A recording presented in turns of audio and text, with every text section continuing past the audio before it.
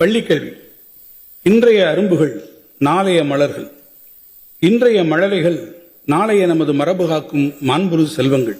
அவர்களை வளமோடு வாழ வைப்பது அரசு, ஆடவர், பெண்டிர் இம்மூவரின் ஒத்துழைப்பின் பார்ப்பட்டதாகும்.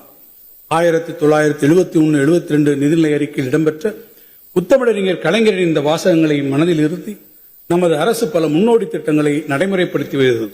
தமிழ்நாட்டின் கல்வி வளர்ச்சிக்கு பெரும் பங்காற்றி வரும் தலைசிறந்த கல்வியாளருமான பேராசிரியர் அன்பழகன் அவர்களின் பெயரால் நடைமுறைப்படுத்தப்பட்டு வரும் பள்ளி மேம்பாட்டு திட்டத்தின் கீழ் 2025-26 ஆண்டில் அரசு பள்ளிகளில் கூடுதல் வகுப்பறைகள், அறிவியல் ஆய்வகங்கள் மற்றும் குடிநீர் வசதி உள்ளிட்ட உள்கட்டமைப்பு வசதிகளை உருவாக்கிடும் பொருட்டு 1000 கோடி ரூபாய் நிதி ஒதுக்கீடு செய்யப்படும். உயர் தொழில்நுட்பத்தை மாணவர்களுக்கு அறிமுகப்படுத்துவதன் மூலம் கற்றல் கற்பித்தல் சூழலை நவீனமாக்கிட இந்த அரசு உரிய நடவடிக்கைகளை தொடர்ந்து எடுத்து வருகிறது.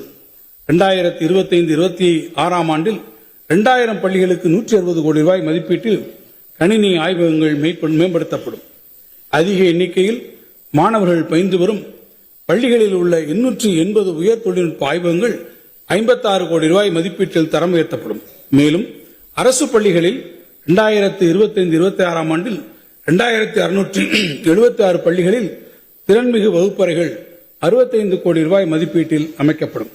2025-26 ஆண்டில் 1721 முதுகலை ஆசிரியர்களும் 841 பட்டதாரி ஆசிரியர்களும் நேரடி நியமனம் மூலம் பணியமர்த்தப்படுவார்கள்.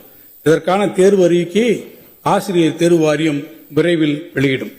அரசு பள்ளி மாணவர்களை சாதனையாளர்களாக மாற்றும் உயர்ந்த நோக்கத்தோடு உயர்கல்வி குறித்த விழிப்புணர்வும் சிறப்பு பயிற்சிகளும் வழங்கப்பட்டு வருகின்றன.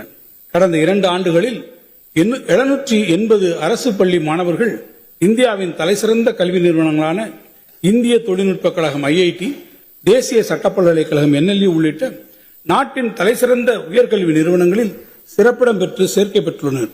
மேலும் 12 மாணவர்கள் முழு கல்வி உதவித்தொகையுடன் வெளிநாட்டு பல்கலைக்கழகங்களில் கல்வி பயின்று பெறுகின்றனர். இதன் அடுத்த கட்டமாக 20 வகையான கல்வி பிரிவுகளில் 350க்கும் மேற்பட்ட பல்வேறு அகில இந்திய உயர்கல்வி நிறுவனங்கள் மற்றும் வெளிநாட்டு